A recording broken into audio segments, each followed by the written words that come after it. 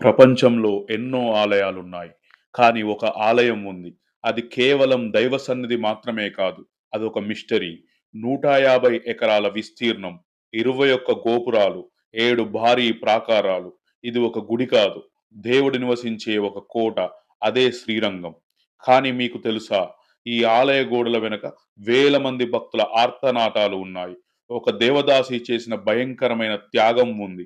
అన్నిటికంటే షాకింగ్ నిజం ఏమిటంటే, అక్కడ ఒక గుడిలో 900 ఏళ్లుగా ఒక మనిషి శరీరం ఇంకా సజీవంగా ఉంది. అవును, మీరు విన్నది నిజమే. అది విగ్రహం కాదు, ఒక మనిషి. ఆ మనిషి ఎవరు? అసలు శ్రీరంగనాథుడు అయోధ్య నుండి ఇక్కడికి ఎలా వచ్చాడు? రండి, ఆ మిస్టరీని ఛేదిద్దాం. ఈ కథ త్రేతాయుగం నాటిది. మనం ఇప్పుడు చూస్తున్న శ్రీరంగనాథుడి విగ్రహం మనిషి చెక్కింది కాదు. ఇది స్వయం వ్యక్త క్షేత్రం. సాక్షాత్తు బ్రహ్మదేవుడు పూజించిన విగ్రహం ఇది. ఇక్ష్వాకు వంశం ద్వారా ఈ విగ్రహం శ్రీరాముడికి చేరింది. రామరావణ యుద్ధం తర్వాత విభీషణుడి భక్తికి మెచ్చి శ్రీరాముడు ఈ రంగనాథ విగ్రహాన్ని బహుమతిగా ఇస్తాడు. కానీ ఒక కండిషన్ ఉంది. విభీషణ, ఈ విగ్రహాన్ని నేల మీద ఎక్కడా పెట్టకూడదు. పెడితే అది అక్కడికక్కడే స్థిరపడిపోతుంది అని రాముడు చెబుతాడు. విభీషణుడు లంకకు వెళ్తూ కావేరీ నది తీరంలో సంధ్యావందనం కోసం విగ్రహాన్ని కింద పెట్టాల్సి వస్తుంది. పూజ ముగించుకొని లేపేసరికి విగ్రహం కదలదు. శ్రీరంగనాథుడు అక్కడే ఉండిపోవాలని నిర్ణయించుకున్నాడు. కానీ తన భక్తుడైన విభీషణుడి కోసం, నా చూపు ఎప్పుడూ నీ లంక వైపు, దక్షిణం వైపు చూస్తూనే ఉంటుంది అని మాట ఇస్తాడు.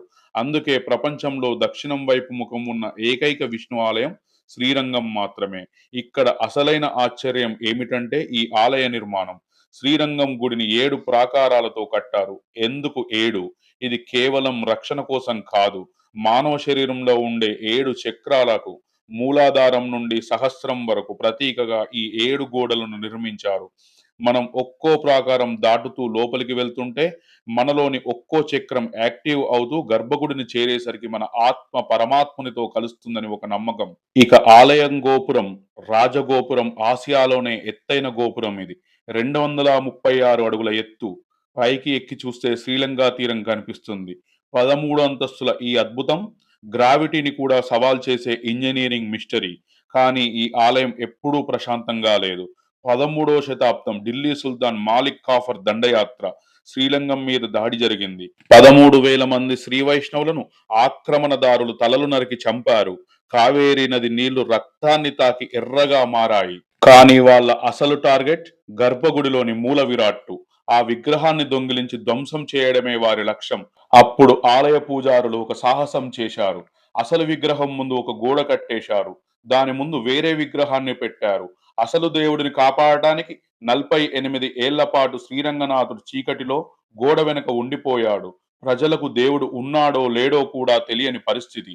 ఆ సమయంలో ఆలయాన్ని కాపాడటానికి వెల్లాయ్ అనే ఒక దేవదాసి నర్తకి తన ప్రాణాలనే పణంగా పెట్టింది. సుల్తాన్ సైన్యాధిపతిని తన అందంతో, నాట్యంతో మాయ చేసి మాటల్లో పెట్టి ఆలయ గోపురంపైకి తీసుకువెళ్ళింది. అతను మైమర్చి ఉన్న సమయంలో అతన్ని గోపురంపై నుంచి కిందికి తోసేసింది. ఆ తర్వాత తను కూడా దూకి ఆత్మహత్య చేసుకుంది. ఆమె త్యాగానికి గుర్తుగా ఇప్పటికీ ఆమె పేరు మీద ఒక గోపురం, వెల్లాయి గోపురం ఉంది. ఆ గోపురానికి రంగులు ఉండవు. ఆమె త్యాగానికి చిహ్నంగా అది తెల్లగానే ఉంటుంది. ఇప్పుడు నేను చెప్పబోయే విషయం మీ వెన్నులో వణుకు పుట్టిస్తుంది. శ్రీరంగం ఆలయంలో ఉడయవార్ సన్నిధి అనే ఒక గుడి ఉంది. అందులో రామానుజాచార్యులు వారు పద్మాసనంలో కూర్చొని కనిపిస్తారు. అందరూ అది రాతి విగ్రహం అనుకుంటారు. కానీ అది విగ్రహం కాదు. అది సాక్షాత్తు రామానుజాచార్యుల వారి మృతదేహం. అంటే దాదాపు 900 సంవత్సరాలు గడిచాయి. ఈజిప్టులో మమ్మీలను కాపాడడానికి ఎన్నో రసాయనాలను వాడతారు. కానీ ఇక్కడ అవేమీ లేవు. కేవలం పచ్చకర్పూరం, కుంకుమ పువ్వు మిశ్రమాన్ని మాత్రమే ఆ శరీరానికి పూస్తారు. దాన్నే తానన తిరుమేని అంటారు.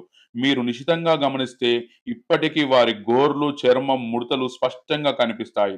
900 ఏళ్లుగా ఒక శరీరం సజీవంగా, సహజంగా ఎలా పాడవకుండా ఉంది అనేది నేటికి సైన్స్‌కు అంతుచిక్కని మిస్టరీ.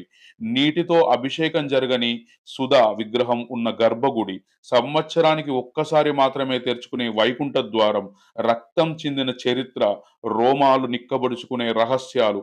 ఇది శ్రీరంగం. ఇది కేవలం రాళ్లు పేర్చిన కట్టడం కాదు. భక్తి, రక్తతర్పణం మరియు సైన్స్ కలగలిసిన ఒక అద్భుతం. మీరు ఎప్పుడైనా శ్రీరంగం వెళ్తే ఆ గోడలను తాకి చూడండి. అవి మీకు 1000 ఏళ్ల చరిత్రను వినిపిస్తాయి. ఓం నమో నారాయణాయ.